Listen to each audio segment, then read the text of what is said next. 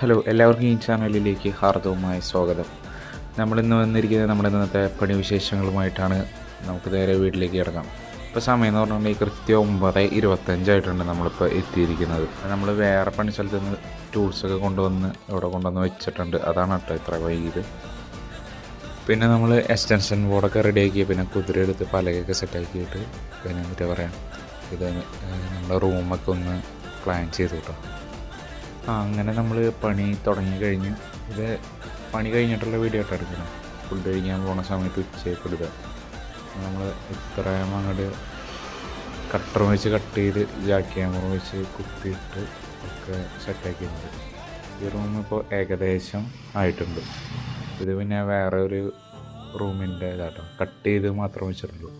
ഇനി ജാക്ക് ക്യാമറിന് ഇതാക്കി വെക്കണം. ഇത് ഉച്ച വരെയുള്ള പണിയാട്ടോ.